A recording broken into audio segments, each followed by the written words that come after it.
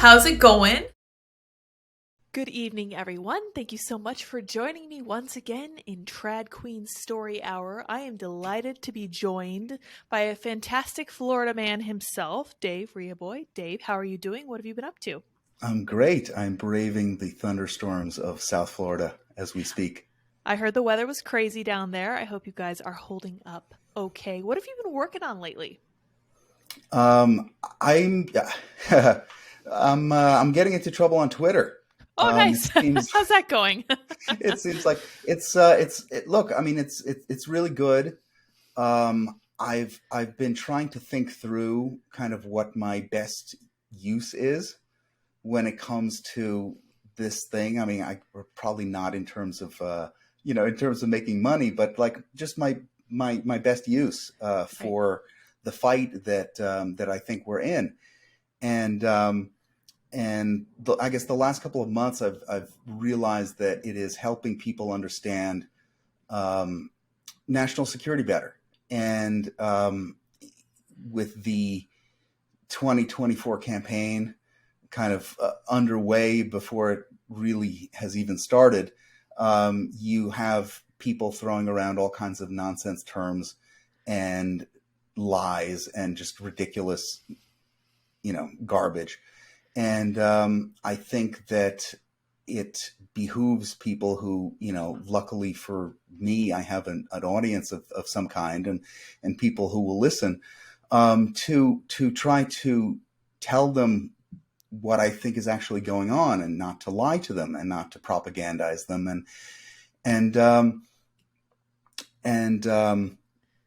I do think that having an audience of any kind is kind of like a sacred trust, and that the worst possible thing that you can do is abuse the people who come to you for knowledge or news or opinion or whatever. I think we have a terrible epidemic of folks who are taking money on the sly in order to promote candidates or causes that they are not disclosing, and they're trying to come off as kind of impartial analysts. And I think that's horrible. And it's horrible because obviously I believe in transparency, number one, but number two is, if you believe that all of these things are coming down the pike that are going to be very bad for this country, and we see storm clouds brewing like crazy on one issue after the other, the worst thing that you can do is to ill-prepare your audience such that you have one. And you ill-prepare these people by telling them lies, by putting them into fantasy land situations and not being straight with them, and getting them hopped up on, on stupid nonsense, as opposed to being able to carefully think for themselves. And I just feel like, if nobody's going to step forward and deal with this, then I guess people like me have to. I appreciate that analysis because I think you're entirely correct about having a platform. I've been really lucky to have a little platform on Twitter too, and I really, really take that very seriously. I make a point of making sure that I don't say anything that is not true.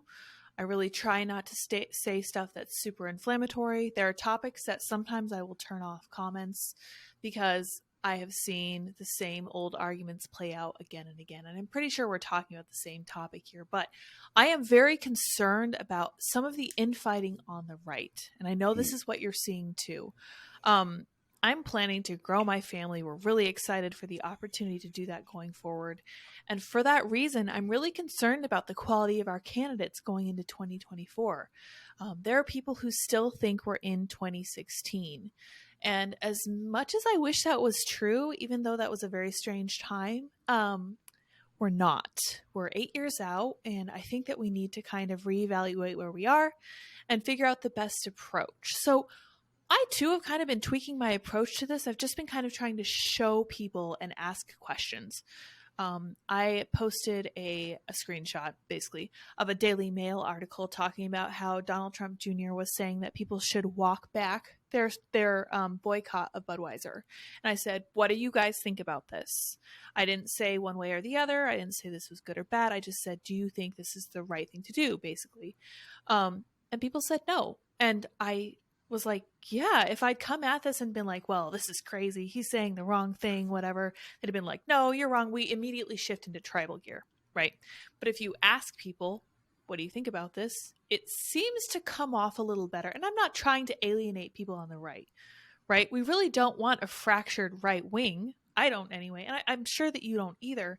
But it's hard to watch it happening. So how can we kind of mend some of this? Is there any way, I should ask, to kind of mend the cracks that are forming in the right? Oh, that's a big question. And I'm not sure that I have the answer. At the end of the day, we're going to find out where the majority of folks on the right sit on what I consider to be the big issue of our time. And whether or not that's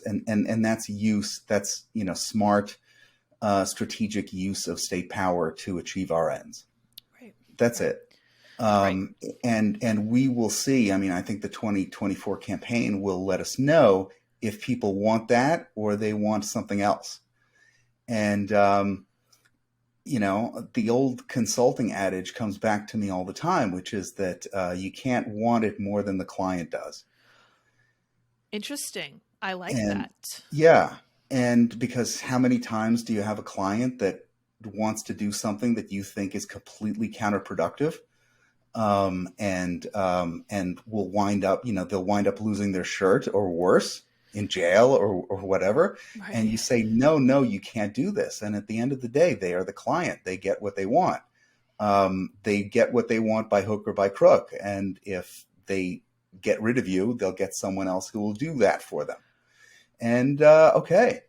You make your bed, you lie in it. There's only so much that I can do. And frankly, I'll say myself, and maybe for some of us, our patience is wearing thin with some of this, some of this nonsense. I think there's a disconnect. There has been a really big disconnect between what people say or think that they want and their ability to achieve that thing. And I mean, Donald Trump is kind of the perfect example. People say that they want Trump because they want retribution. But when they are faced then with the fact that, hey, as a matter of fact, Donald Trump is probably the least capable person to achieve that retribution, they're uncomprehending, because I think they say to themselves, well, that's not what I want. That's not how the movie goes. Right. And unfortunately, the movie doesn't go like that. We're dealing in we're dealing in reality. You can either have your retribution, via that retribution exacted through someone else, or you can keep whining and keep losing. Well, it sounds like there's a divide between what people want and who they expect to be able to deliver that result. Right. I think some people are stuck on the idea that only one person can make this happen. And in that regard, I think that is the issue that makes us tribal. Because I personally don't give a rat's patootie who does this as long as it gets done, right? There are super, super important things that I personally care about for future generations. I don't care about for me. I know that a lot of this stuff isn't going to happen over the course of my lifetime. That's okay. But I would like for these things to be in place so that future generations will have a stable world to live in. And for me, that means that it doesn't matter who makes it happen. And I can look at some of the stuff that, well, you can literally compare histories of people that we're looking at going into 2024. I appreciated a lot of stuff that happened between 2016 and 2020. A lot of that was really great. I appreciated it. I especially appreciated one of the things that wasn't able to be reversed on day one by the dear Biden administration was the the judges that were put into place. And some of them have made some of the hugest political changes that I've seen in my lifetime that mean the most to me, because I'm incredibly strongly pro-life. Like, people get really annoyed with me because that's one of my biggest deals. That's my hill to die on. That's all I care about. So when they put the Roe v. Wade decision in front of the Supreme Court and then they were able to overturn it, I said, that's fantastic. Like, that is a huge victory that Trump brought us, and I'm so grateful. But when I look at some of the other things that happened, like the bump stock ban and some of the things like saying, well, I don't care about due process, seize the guns first, we'll worry about that later, troubling to me. And it seems that people have forgotten a lot of this stuff, because hindsight really is 2020. Like, I guess they're just kind of looking at the past with rose-colored glasses because the economy was better, because a lot of those decisions being made were obviously better and more free than what we're seeing now. So how do we kind of show people that we can achieve the proper goals without being firmly attached to one person? Because we're kind of mimicking the left on this. Yeah, I mean, this is the key question here. I mean, I think it's obvious that we went from an Obama cult of personality to a Trump cult of personality at the drop of a hat. And for a time, I mean, people forget this, especially kind of the loudest MAGA people on Twitter forget, in fact, that Donald Trump would have been blown out in 2016 had the Cruz people not voted for him. Right. I was one of those Cruz people. You know why? Because immigration was my big issue, and I couldn't get behind a guy who had written an open borders op-ed. And I said, You know what? I'm not sure if I trust this guy. This guy's probably lying. No matter how much I like his rhetoric, I don't know. I have a feeling this guy is not on the level, and he's telling people what they want to hear. So that's why I was a Trump skeptic in 2016. Right. And when he won the nomination, we said, okay, well, let's go for this. And he was and he was up against the most despised, one of the most despised political figures of the last 30 years, bar none, going back to the 90s in Hillary Clinton, and I mean, yes, it was an underdog victory, but it was a squeaker by any measure. And it would have never been possible had people like me, who were far more conservative than Trump was, decided to get on board and to support the campaign. And then from 2017 until 2020, you had the entire Republican Party pretty much defending Trump, for good reason. I mean, I was there. I was completely horrified by the Russiagate attacks. Everyone was. You know what? Like, I never really cared about defending Donald Trump the man. That's not at all what it was about. It was about the complete misuse of the national security apparatus of the United States to subvert the democratically elected, president, no matter who it was. And that's a far bigger issue than like, oh my God, they're so unfair to me. I mean, I don't give two craps about whether they're unfair to you. I mean, they're subverting the will of the people, and they're doing something that is completely insane. I mean, these are the people that we entrusted to keep us safe, and these are the people that we entrusted to maintain some sort of neutrality in domestic political affairs. And all of a sudden, we find out that hey, we've given these people so much power, and they can pretty much just decide who runs our government. So like that made a lot of people angry, made a lot of people like me angry, and it pushed us all into a situation where we were defending Donald Trump for 4 years. Right. And yes, we kind of had to do it. yet. I mean, I don't regret doing it because we were definitely fighting the good fight against, against a kind of ridiculous, the tyrannical excesses of the regime on one hand, but and then, of course, we were fighting the left at the same time, who was gung ho about using these powers against us. Right. So I understand that for a lot of people, there is 4 years or even more of kind of built in, like there's a comfort zone there. Like, this is what you do. You defend Trump no matter what, because that's that's what we've always done. And when you do something for, 4 or 5 years, you may as well be doing it all your life. Right. I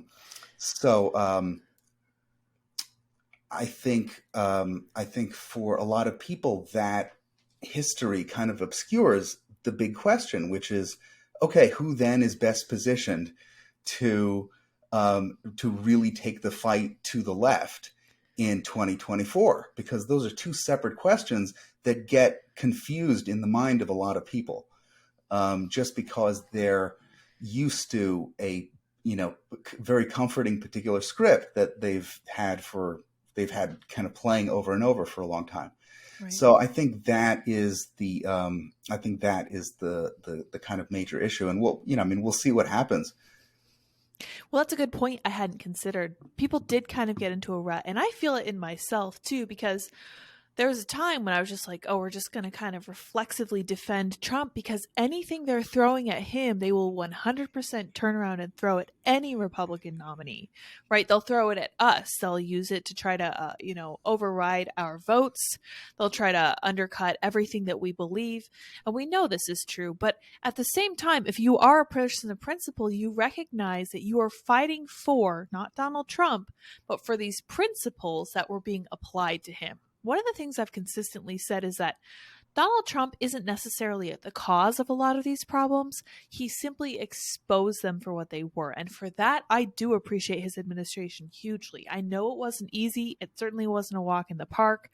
It was certainly mired down by his willingness to try to make nice with the mainstream media. That constantly frustrated me, because he would give these interviews, and you see the opposite with DeSantis. He's like, I'm not going to talk to you. Why would I talk to someone who's going to do nothing but take me out of context and spin what I said and come around and be like, oh, well, he said this, which is actually a lie, but then you have to go back and do damage control. Better to avoid it altogether. Whereas Trump would go on these shows and say things that the left would just use to spin their most adamant supporters up again and again and again. I don't think people on the right, apparently, I thought they understood this better than they apparently do. The mainstream media desperately needs Donald Trump, and they need him to run and possibly even win. And I think this is why people like Maggie Haberman, with whom Donald Trump was really pretty good friends, weirdly enough, right, is continuing to push him. And I'm trying to tell people, I'm like, they really want him to win. You got to ask why that is. I mean, I don't know. That's completely obvious. If you deny that it's obvious, I think you're living on another planet. I don't even mind that he did the interviews. Yeah. I don't mind that he did the interviews. I mind that he calls up Maggie Haberman and he bears his soul every night. Right. Like I mind that these guys are getting leaks. I mind that, and I was there for 4 years in Washington under Trump, where these guys would use the mainstream media not to go at the Democrats, but to go at other people inside the administration. I mean, the whole thing was the whole thing was a disaster. And you had this one fighting with that one, and this one calling, undermining that one. And it's like, okay, number one is you're not getting your policies done when you have drama. I mean, I have a friend who was in the Bush administration and also in the Trump administration. And he says, very obviously, the craziest day under Bush, including 9/11, was more calm than the calmest day under Trump. Wow. Because it was disorganized and it was always a fight. And you know what? People say, oh, his hiring is bad and he always gets. There's a simple answer to that question. It's really, really simple. And the simple answer is Donald Trump was never curious enough to learn about ideology, like really about politics, to be able to differentiate between someone who is on the left and someone who is on the right, and then those 1,000 flavors within that. He was never able to figure that out because it's just not important to him. So Right. he will be flattered by someone. He will be flattered by Lindsey Graham, and then everyone who Lindsey Graham calls up, who Lindsey Graham says, hey, hire this guy into the White House or push this guy into DOD or wherever, like that guy goes in. Right.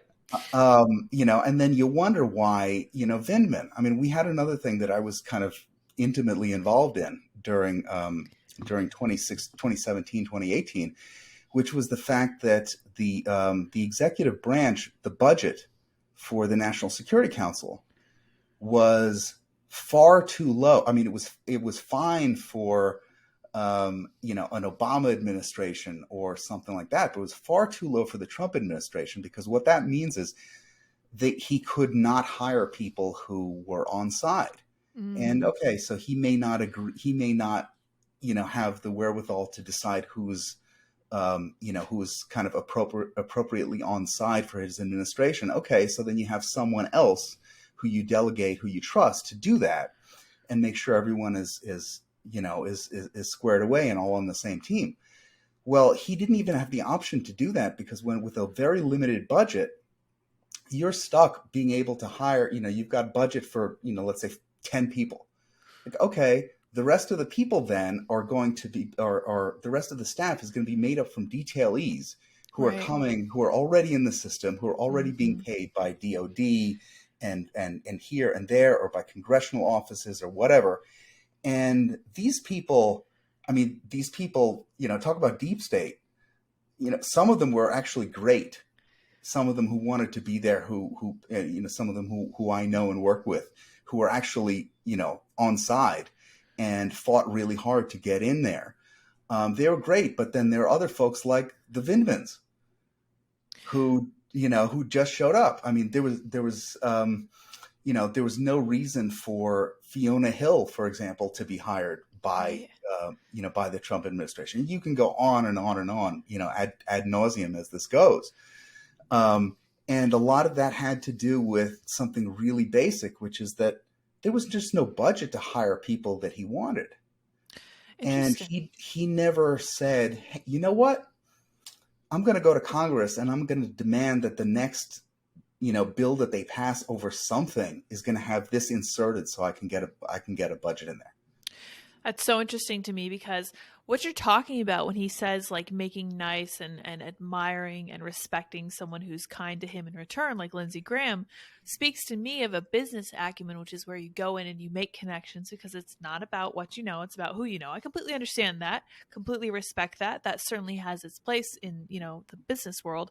But at the same time, I have always been a little bit, I haven't ever really understood why the guy who got famous, or who was largely famous, in part for saying you're fired, seemed apparently frozen when it came to firing people who, were leaking nonstop, or is it possible he just liked the drama, or was he not sure how to make this happen because he was coming from the private sector? What do you think happened there? Yeah, I mean, that I can't speak to. I honestly don't know what his motivations for not firing some people, for firing some people and not firing some people were. I guess it's probably a case by case basis. But I think that, this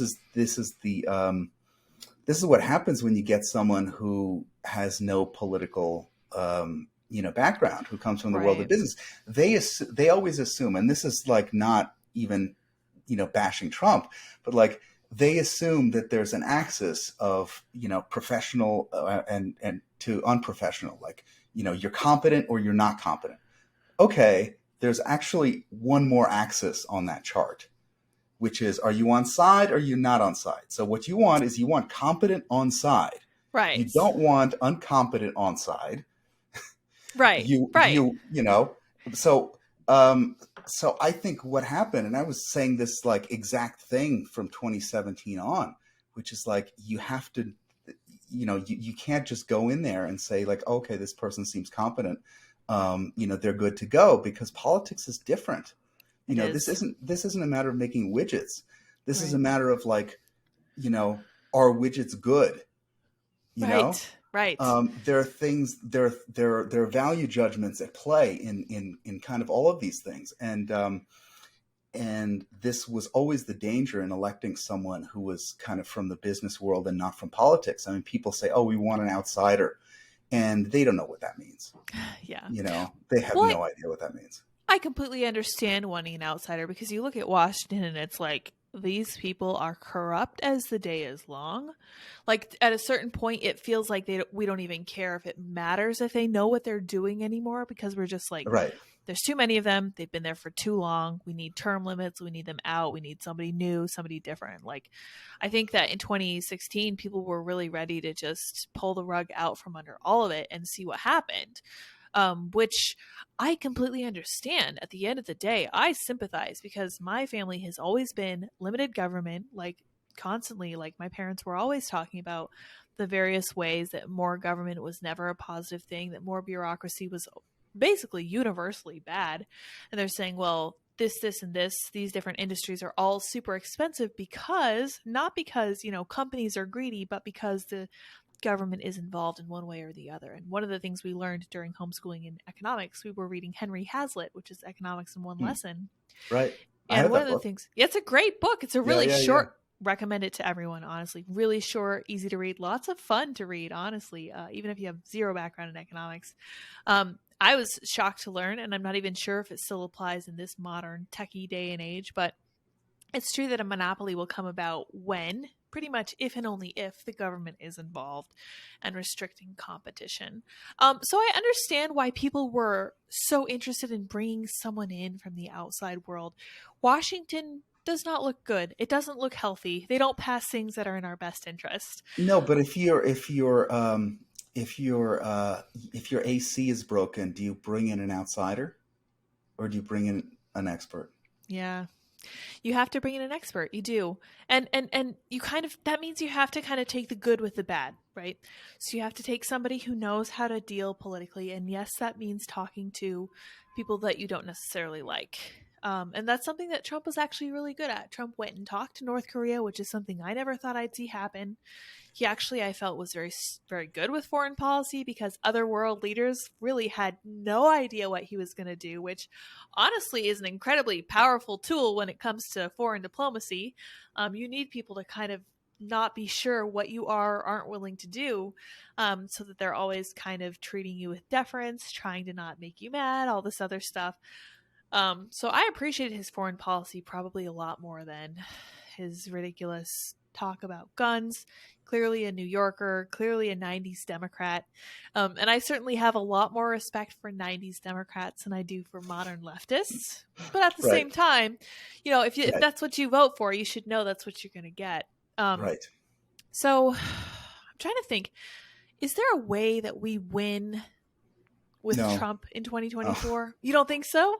No, I was saying, is there a way that we win? And I'm saying no. I'm in a kind of black-pilled mood, right? Lately. Yeah. I'm very black-pilled on, and I've been this way for years, but like I'm black-pilled on the United States, and I'm very white-pilled on Florida. Yeah, I love that. I appreciate that for sure. Well, Florida seems to be really leading the way there. I saw Asa Hutchinson was getting ready to announce his presidency, or his presidential candidacy. He had 72 likes on that tweet that had been up for 2 hours. And I said, I don't know what you have in mind here. Maybe he's gunning for like a secondary position. He could be like a department secretary or whatever. But I don't think anyone would bring him on to do that. I don't think anyone. Such a squish. Yeah, he is too much. Yeah, I mean that's a guy that's future career has Walmart lobbying, written all over it and nothing else. Like that's the highest of his possible aspirations. I mean, it's not nothing, but know your place. So, do you think that other states are going to follow Florida's footsteps, because I feel like Texas has been doing that a little bit. I've been shocked by how much Texas is terrible. Not impressed at all. But do I you could have think? told you that. Well, really, what gave you that indicator? You've I probably been lived watching it there. longer. Oh, did you? Okay, I didn't Yeah, realize yeah. that. Okay, So okay. I lived there. I moved there in 2014, and I lived there for a number of years. Actually, after Trump won in late 2016 is when I moved back to DC because I wanted to kind of be a part of that. Right. But I lived in Texas, and I'll tell you, I was very disappointed. Obviously, there's some amazing, wonderful people in Texas, but I noticed at the end of the day that there's a strain of Texas Republicanism that is more libertarian than it is conservative, Interesting. and the establishment. Let's say in Texas, and I know, I mean, there are some great friends of mine who will deny this is the case, but I still think that it's true. Is Texas spent a long time promoting what it calls the Texas economic miracle, and that miracle is 100% real, and low taxes, low regulation, a favorable place to start business,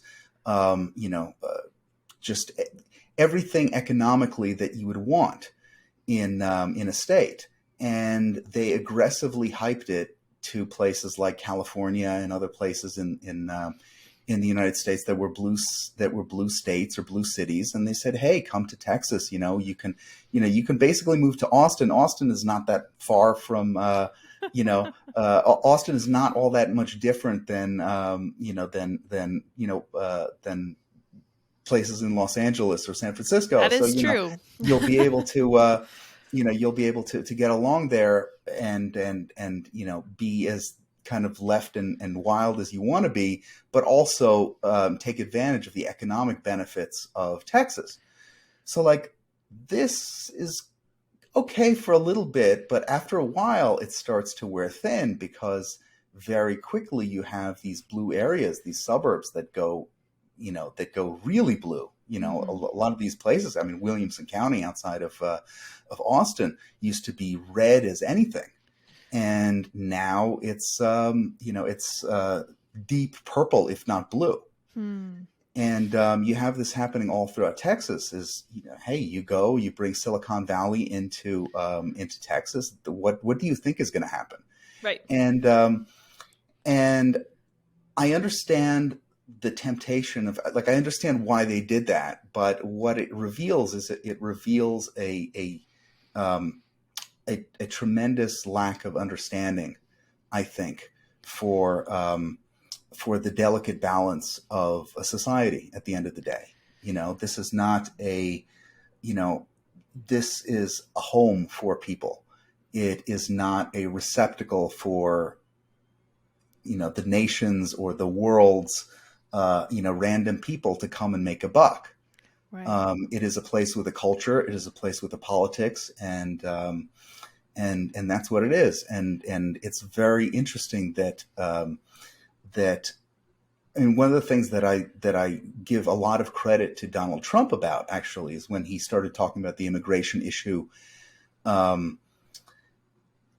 Like this. I mean, I was skeptical that it was insincere, but it didn't really matter, because a lot of people were sort of getting hip to this idea that, no, this is our home. Immigration isn't merely an economics issue. It's an issue of sovereignty. We, the citizens who live here, get to decide who we let in. Right. And in what kind of numbers. And then also, as a part of that, there has to be some kind of understanding that if you just let everyone in, the makeup of your society will change. And I think that's true. People have sort of realized that that's true with America, but I think there are still cities that are run by, let's say, nominal Republicans, like Miami, for example, that have not learned that lesson. And they're going to have to do that. So Texas has a lot of catching up to do. And the other element too is they've been coasting on this reputation as being, the most badass conservative state that's sort of synonymous with tough cowboy conservatism for a long time. Right. And when you coast on that, that's you end up losing it. So right now, Florida, I actually wrote a piece, I guess 2 years ago now, about how Florida has overtaken Texas in terms of the in the imagination of conservatives throughout the country. And I should probably update it because nothing that's happened in the last 2 years has changed. If anything, it's gotten even more pronounced. Yeah. Well, that's kind of discouraging because when you look at the U.S., it's very difficult to see. I should couch this in different terms, because more and more states are allowing constitutional carry or passing that through or recognizing people's Second Amendment rights. They're not allowing anything. They're actually sticking to what the Constitution originally said, which I think is fantastic. The other thing I saw is that a lot of people are raising alarm bells about a lot of the states that are passing restrictive LGBTQ laws. And Florida is among one of the strongest rules in that regard, which is fantastic. The place I'm originally from, Colorado, polar opposite, on par with California, over there with Washington, New Mexico, weirdly enough, and then, of course, the East Coast, Massachusetts, Rhode Island, states like that. But it seems to me like there's going to be a great sort. Now, when I was on Timcast, they talked a lot about a civil war. Do you think a civil war is likely? And I'll tell you my theory. No? Why not? No. I think that we had better pray a civil war is not likely. Right. When I say we, I mean the right. Because right now, if that happened, then we would get ourselves roundly beaten and destroyed. I don't think that we have built the institutions capable of sustaining our own independent, existence at this point. Sadly, I started writing about national divorce, several years ago, and this is the point that I made, that I'm talking about it. I'm using this term national divorce, which is sort of grabby and it's intended to kind of make you think that, like, okay, this is all going to end one day. What are the things that we're going to need to stockpile, so to speak, in order to really give this a go? And I'm black-pilled lately because I think I've come to realize that the right in America has just no intention of getting their act together and building any of these things. And that's why I'm kind of black-pilled. I survey the landscape and I see unbelievable unseriousness when it comes to this stuff. And how can the right be more serious when it comes to this stuff? Is there anything that we can do as a group and then individually to make it more viable? Yeah. I mean, I was writing about this a couple of years ago, and I should revisit it. I've got it at my Substack. National divorce is expensive, but it's worth every penny. Is the name of the piece. Interesting. And I think that we have I think there's something that everyone can do on their own, at their own level, depending on what they do for a living, depending on what their skill set is and their resources. And if you reorient your thinking and you say, okay, I am now primarily let's say a citizen of Florida. Okay, what am I going to do? What can I do to make this project more successful? If I have a sneaker business, I can say, okay, I have a sneaker business. I'm going to market sneakers to folks who are on the right, and not only will I, kind of message them to them and try to sell to them. I'm going to go and I'm going to make sure that up and down the supply chain, I'm working with people who agree with me, and we all, and we all share values. This is something that the left knows very well, and we're just in this situation with the Bud Light, Bud Light controversy, right. And it's it's a wonderful example of how the right has no idea what it's doing and has not taken upon itself to figure out how the left succeeds in boycotts, for example, how they succeed in wielding power over large corporations. And it's not simply a matter of institutional capture where, a bunch of the folks in the C-suite are all, Oberlin graduates and they're all, hardcore leftists and this is what they do. I mean, even if that was the case, and yes, at this point, it's often the case. Even if that's the case, though, there are incentives and there are things that you can do to make life very tough for this company. Yes, that's a great point. And I really like what you have to say about like building companies that work with specific people of specific value sets. I don't know. I'm sure you are. You're very aware of all this stuff. You're probably aware of Public Square. They've got their app and they are building a parallel economy. And one of the things that they specifically emphasize is we have 7 values, and if you wish to kind of free advertise with them, you say, okay, I agree with this, this, and this. I'm not pro-abortion. I'm in favor of medical freedom. We like the concepts that the U.S. is founded on. We think the U.S. is a net positive in the world. And from there, you can say, okay, what are businesses from a consumer side? You can say, what are businesses that agree with me?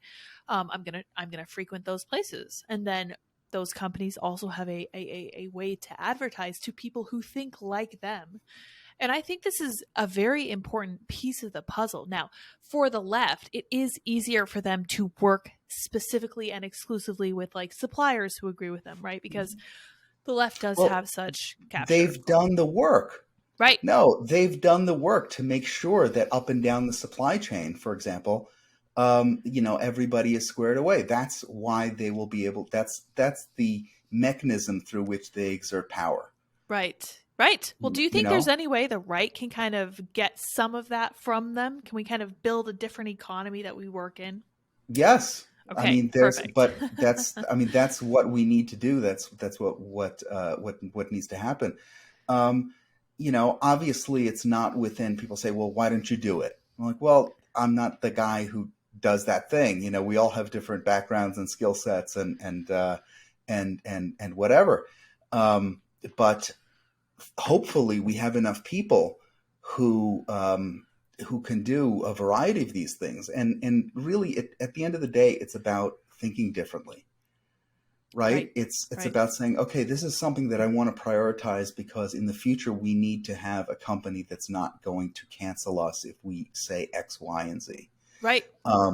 I have long thought that if push really comes to shove, for example, and Amazon decides, hey, you know what, Florida?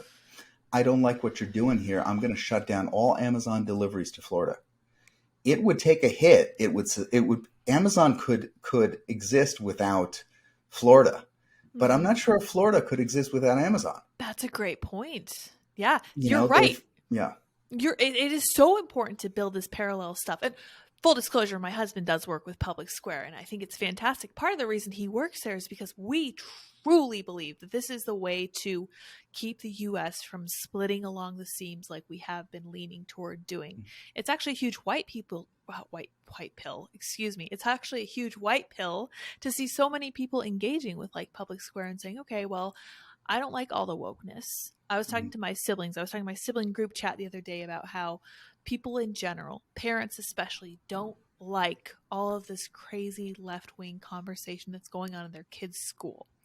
And my brother-in-law, who's not particularly politically oriented, said, yeah, I don't know anyone who's in line with that. Everyone, for the most part, is like, that's crazy. I want nothing to do with it. Get me out of here. So I'm like, okay, so the normal person is going to be looking for a company that doesn't subscribe to Dylan Mulvaney style advertising campaigns, and that for me is also really white pilling, because it's like there is a huge opportunity here that I feel like the right thus far has missed, but we're starting to pay attention to, and we're starting to realize that this is the way to kind of fix things over. And I personally think that we're headed toward a great sort. I think it's very important. I think that people who love Florida should end up in Florida. I think that people who are currently talking about how Florida is the end of the world should move out of Florida and go back to New York, which is actively falling apart, or worse yet, to California, which is, going to break itself off and drift off into the ocean with their horrible policies.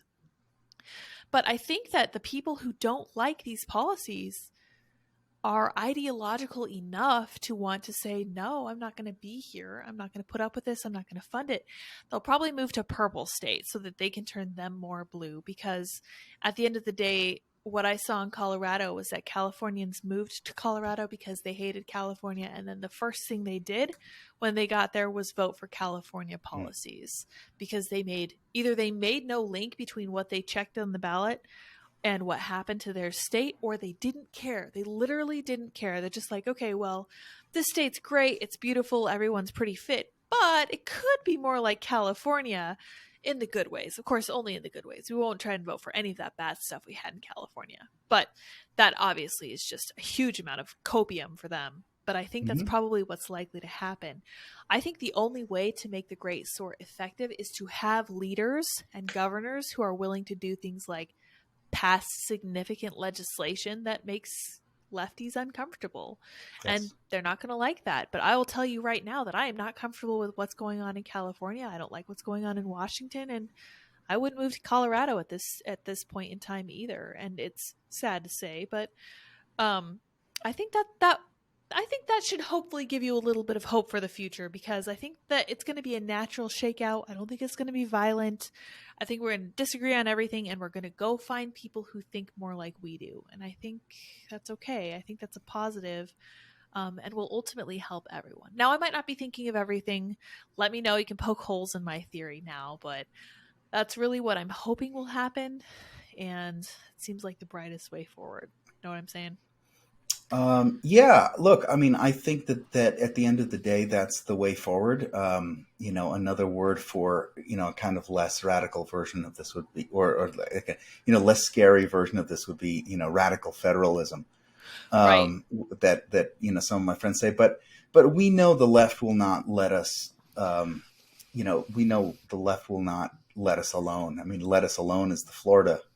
Right. That's the way, is the old revived Florida motto under DeSantis. But look, I mean, there's you can't just walk away from Washington, D.C. Right. Unfortunately. Right. You need, at the very least, to put wrenches in the cogs and make it very hard for Washington D.C. to crack down on red states when they step out of line. I mean, if we'd all just throw up our hands and say, you know what, it doesn't matter. It doesn't matter if we're going to get blown out in Congress or the presidency or whatever. That's fine. Well, very soon we're going to be faced with a situation where they're going to pass, insane, child trans legislation nationwide, and then it'll be up to the states to push back on it. Now, that's all well and good if there's someone like Ron DeSantis in Florida pushing back on it, but do you want to roll the dice with Greg Abbott or Asa Hutchinson or Kristi Noem or someone like that? That's a sort of different proposition. Yes, I agree. The only way is to get more red states, more red, deep red. Right. And I also think that, and I kind of say this to my friends all the time who live in blue areas, because they always seem like they're under siege and they're just like depressed and like nothing is going, we're completely destroyed and we're, the world is ending and I say, well, come to Florida, or go to Texas or go to Tennessee or a place like that. And very importantly, interact with normal people around you. Yes. Go to the supermarket. It's such a small thing, but I always say this. Like, I lived in San Francisco, New York City, Washington, D.C., Austin. Like, I know from blue areas. Right. And when I finally got here and I looked around and I felt completely comfortable knowing that the person next to me in line at the supermarket is not going to be crazy and I could crack a Biden joke and 90% chance they will laugh and get it. Right. That's kind of amazing. And these really small things may seem atmospheric, but they're really significant at the end of the day. And to be here in Florida over the course of the last couple of years, as this place has moved from a purple state to like solidly red, and we see that every day. I mean, you just mentioned the child rape law, the death penalty for child rape law that was passed unanimously by Democrats too in Florida. Right, it was bipartisan. Yeah, very interesting. And you see things like that happening every single day, where it's like Florida is getting a lot more based, a lot more red, a lot more confident in doing a lot of these things, and sort of seeing that in action is wild. And I'm constantly overcome with optimism about the future of my state. And, people will say, oh, well, if DeSantis leaves, it'll all revert back to, whatever. And you say, right. No, if you're here, you understand. Well, it seems like, so what I saw under Trump was, I felt a great deal of optimism with Trump. And I was so grateful for that, because I was like, look, we're putting policies into place that I've always thought would work. And look at that. They're working, and people are doing better than they've ever done before. They're earning more money. They're having greater personal success. And that's really, really reassuring. Now, we ran into the pandemic. We ran into all sorts of roadblocks along the way, and things that really tripped Trump up, like allowing Anthony Fauci to remain in power and other stuff like that. But I think that what's going to happen in Florida is people are going to look around and be like, oh, things are really going well down here for the most part. I mean, Florida is still a wild and crazy place. Like it's near tropical, and there's snakes and alligators and all that other stuff. But at the end of the day, people are doing well. Like the housing market is strong in Florida. It doesn't mean it's cheap. Probably not going to be able to buy a house in there. Strong. Yeah, a little too strong for the buyer. But at the end of the day, Florida is doing well. People are flocking to there from other states.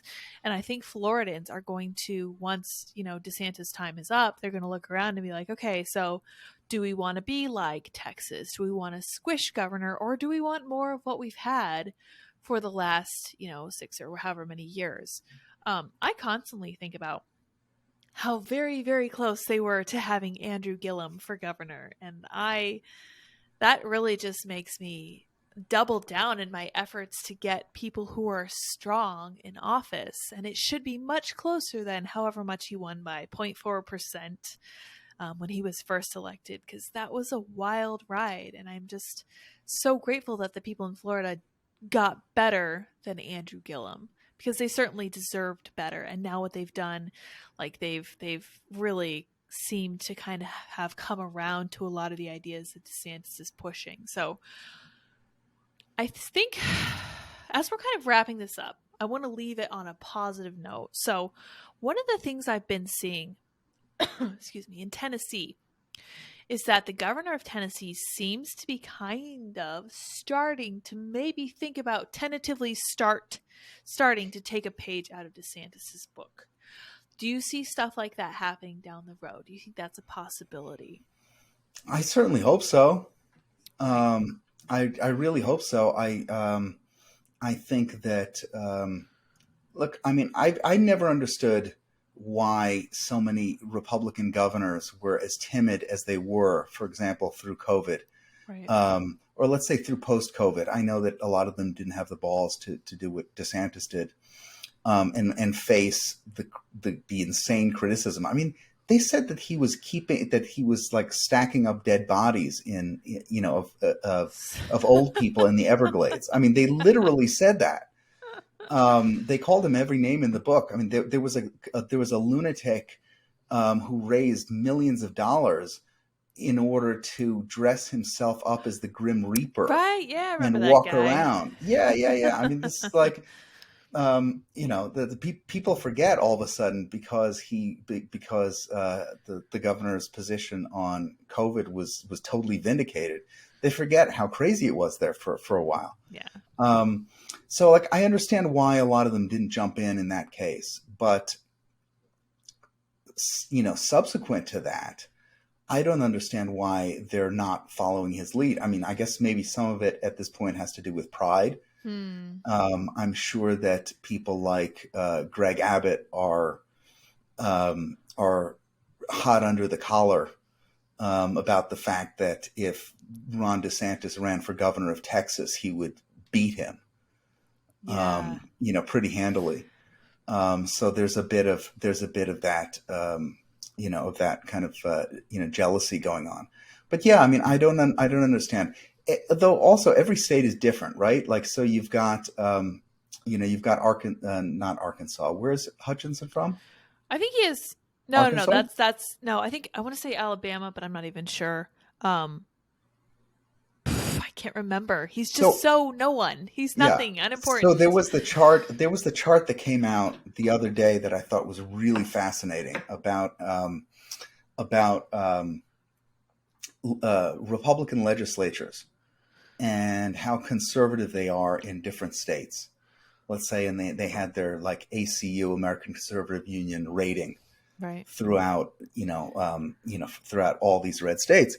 And I thought it was fascinating that you have, for example, Republicans in California or like, Republicans are, I mean, they're an extreme minority because there's a super majority for Democrats, but like they're more conservative than Alabama Republicans. Right. It's interesting. And the one outlier though was Florida, which was way towards the top, for most conservative and also supermajority. And it was an outlier, certainly more conservative than Texas legislature or just about any red state that you can think of. And you wonder why that is. And it's actually a really good question to sort of figure out why that is. And partly it has to do with what we spoke about before. I mean, obviously Ron DeSantis, number one. But number two is there's a sense that we're doing something new here, and we can't. Unlike Texas, we're not resting on our laurels. Right, you can't. We're not taking this stuff for granted. We're pushing on all cylinders, and we're doing it in a kind of very weird state with a massive Hispanic population. And something I didn't know, I was told the other day, I was shocked, and I looked it up, it's true, that DeSantis actually did better with Latinos in Florida in his reelection than he did with whites. Interesting. And which is not something that you would have expected. I mean, I'm not shocked because I live here, but it's not something that most people would expect. That actually is. So I've never understood why people don't recognize how insanely socially conservative Hispanics tend to be. I mean, they have that Catholic background. They do not believe in a lot of these left-wing tenets. Like, can you imagine someone trying to trans the child of Hispanic parents? Because I can't. I don't think that would end very well, right? And a lot of these people came from communist Cuba, right? And they are not interested in what the left is selling. Like, this is people from the USSR basically coming to the US and being like, you guys are not going to push us back toward communism. We are not having it. Not interested. A lot of those second world countries like Estonia, Latvia, Lithuania, incredibly anti-communist because they remember, the people who remember. So as we're closing, I just want to mention this. So I can't believe I waited this long to mention the cycle of civilizations, which is where strong men create good times create weak men create hard times create strong men. What it sounds like is happening in Florida right now, and I think the cycle is different for each state to some extent, is that hard times created strong men. And it looks like strong men are working very hard right now to create some good times in Florida, which is fantastic. I couldn't possibly be happier for them. But I think that a lot of other states, like I think California right now is at the peak of weak men creating bad times. Like I don't even think that bears explanation, because we all know what California looks like right now. And I think a lot of these other states who are embracing more of these leftist ideas are going to go down that road. I think that leftist ideas are to some extent the result of good times creating weak men. And these weak men are going to implement policies that result in hard times. So I'm grateful to Florida for leading the way. It feels like they are doing the hard things and trying to make the positive changes that they can. One of the things that I've observed in a lot of my friends and the people that I really, really admire is that they've all gone through really hard times. Now, personally, typically these are people who have, for example, come through addictions, who come through some form of abuse and some other kinds of really, the kinds of situations that really put you into a dark night of the soul. People have really struggled. And then I have my role models who are people like Solzhenitsyn and Viktor Frankl and Corrie ten Boom, people who actually survived concentration camps. So they are looking at the world with gratitude. They're looking at it with, the spirit of, I need to make the world a better place myself. I need to tackle this head on. And I wish that more people would get on the same wavelength as some of these people who survive such hard times, because it really is clarifying. It really makes everything else kind of drop off. Nothing else really matters. You wake up in the morning and you're grateful to be alive. You're grateful to be where you are now. So, Dave, as we're closing, what are things that people on the right can do individually to help make sure we win down the line? It doesn't have to be tomorrow. It doesn't have to be in 2024. How can we shift our perspective to kind of make a positive change for our future generations? Oh, that's a good question. Tough one. Going back to what you said before at the end, my formative experience in life is learning about. My grandfather was in Auschwitz. Most of my family was there as well, and so I always grew up with that understanding. The family escaped communism in Eastern Europe in the 1960s. And so, to this day, we've been a kind of staunchly anti-communist, family, not unlike former Iron Curtain folks who've come here, and they, we have a very hair trigger sense for this stuff. Yeah. And you see it in terms of like the neighborhood where I live, for example, is predominantly Russian at this point. Oh, wow. And it's also the deepest, hardest red little spot on the entire beach. Yeah. And makes sense. That makes perfect sense. Absolutely. So to your question, what can an individual do? Yeah, I think an individual can take stock of what he or she can bring to the fight. And first of all, there has to be an awareness that we're in this fight. Yes. And that awareness I kind of use as shorthand. Do you know what time it is? Do you know where we are in the movie? Right. And I'm gratified that a lot of people have kind of, bought the T-shirt, bought the mug at my website, but also end up using it. The governor uses it to talk about to talk about kind of where we are, and that awareness is probably the biggest thing. Is just do you understand the stakes? Do you understand that at the end of the day, it's not this is not the America that you grew up in, and you need and sort of in order to do you want to be useful to the fight, is a question. And if the answer is yes, you have to sit down and you have to figure out, make a mental list. What are the things that I can do? What is my best use for this? I think about that all the time, maybe to my detriment. What is the thing that I can do most for Florida?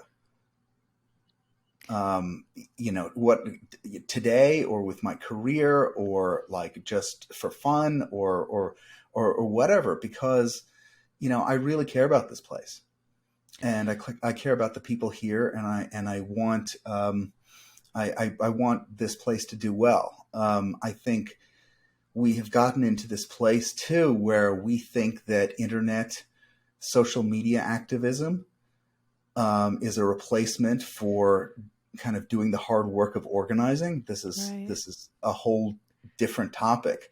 But a lot of people have been, frankly, especially boomers, have been seduced by this idea that, hey, they're fighting the culture war by tweeting things. And like, not quite. Not right. Not quite. I mean, yes, there are, there is a use for that. And there are people who in fact do these things, but, just being out there and telling people what you think, who follow you on social media or posting memes or whatever. I mean, at the end of the day, that has nothing to do with governing. Right. And that has nothing to do with ensuring that a place is going to be,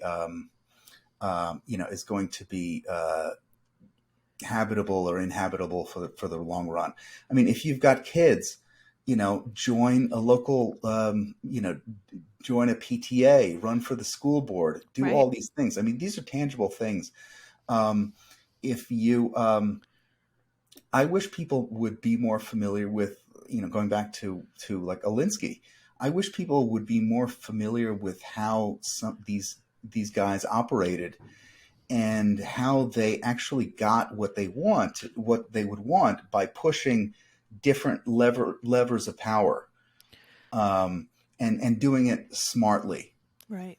As opposed to just whining. Because when you're whining, and this is I'm sorry to bring it back to Donald Trump, but like when you are whining, you are losing, right?